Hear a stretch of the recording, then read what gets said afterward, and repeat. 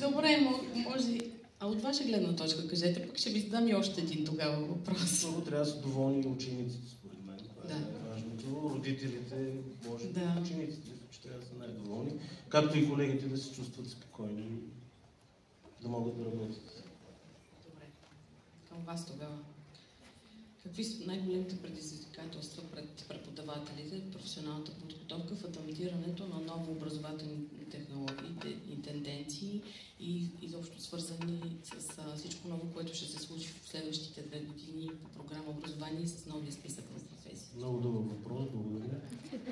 Мога да кажа, че непрекъснато ние си усъвременяваме техниката в училище, опитваме се да кандидатстваме по различни проекти, имаме изградени STEM кабинети, както и в момента работим по нов проект за кабинет по фотография, който ще използваме и в часовете по рекламна графика, както и пространствено оформление. Другия ни кабинет, който всъщност е изграден, е с 3D принтери и скенери, и там колежката, която е с нас, води часовете си.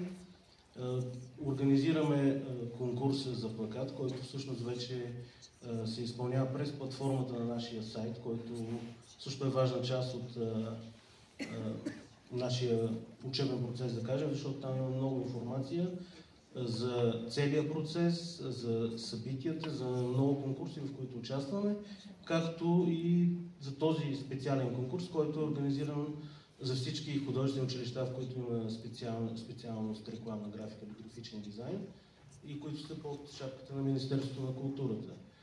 Този конкурс вече се провежда за 7 година, като наша разработка, примерно, е самото оценяване, което по време на пандемията ни принуди да импровизираме и да го направим онлайн, което считаме за наше постижение и различни членове на журито от Академията художествената, от Пловдивски университет, от АМТИ и други институции успяват да оценят нещата на учениците.